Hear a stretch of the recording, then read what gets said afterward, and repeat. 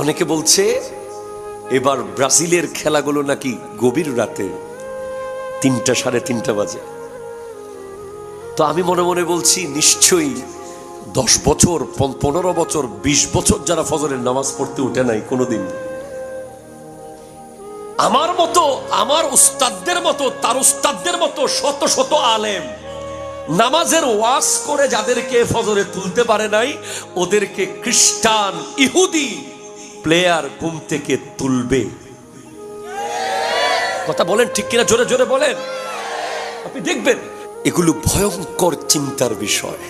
একবার ভাবেন, আমার মতো আলেম, মসজিদের ইমামের মতো হুজুর, শত শত ইমাম সুললিত কণ্ঠে, কেউ মক্কার আদলে, কেউ মদিনার আদলে আজান দিয়ে যেই যুবকের ঘুম ভাঙতে পারে নাই, বাবা আর মা হাজার চেষ্টা করে যাকে বিছানা থেকে তুলতে পারে নাই, তাকে বিছানা থেকে তুলে ফেলবে কিছু মুসলমানের দুশ্মনেরা।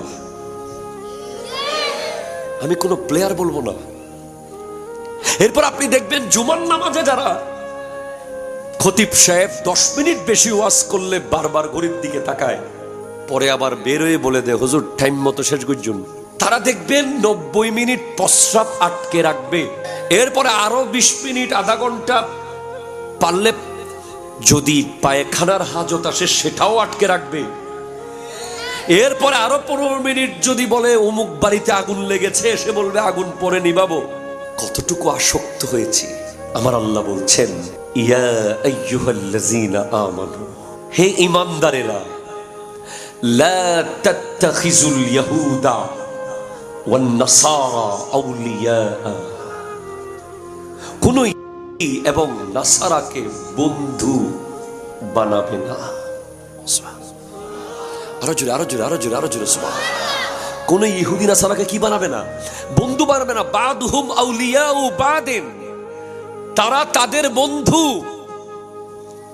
ওয়ামান ইয়াতাওয়াল্লাহুম মিনকুম, তোমাদের মধ্যে কেউ যদি এই বিষয়টাকে অ্যাভয়েড করে না মেনে তারপরেও ওদের বন্ধুত্বকে রিসিভ করে নেয়, ফাইন্নাহু মিনহুম, সে তাদের, সে আল্লাহর না। সে কাদের? তাদের। সে আল্লাহর না, সে ইহুদিদের, সে মুসলমানদের না, সে ইসলামের না।